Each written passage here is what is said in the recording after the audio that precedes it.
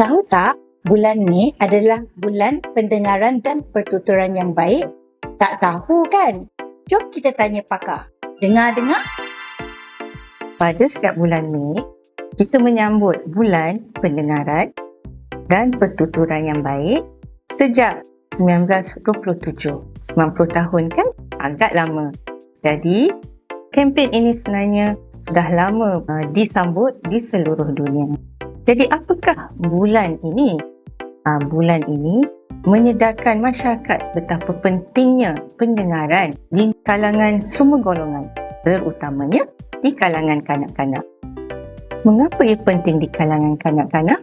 Kerana pendengaran penting untuk pertuturan, mempelajari bahasa dan untuk menambah keyakinan kanak-kanak tersebut apabila bersosial dan untuk pembelajarannya.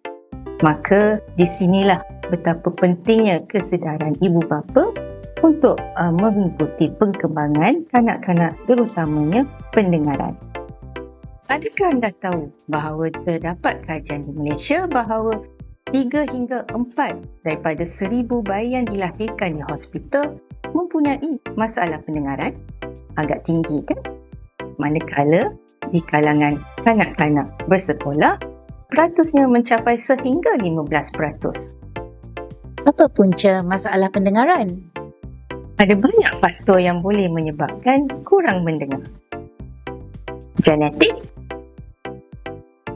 masalah suatu kehamilan atau kelahiran, infeksi di bahagian telinga, trauma di bahagian telinga, pendadahan telinga kepada bunyi yang sangat kuat, penyakit berjangkit seperti measles atau penyakit meningitis, atau taik telinga yang terlalu mendak. Macam mana kita nak tahu kalau kita ada masalah pendengaran? Kita nantikan bahagian 2. Dengar-dengar!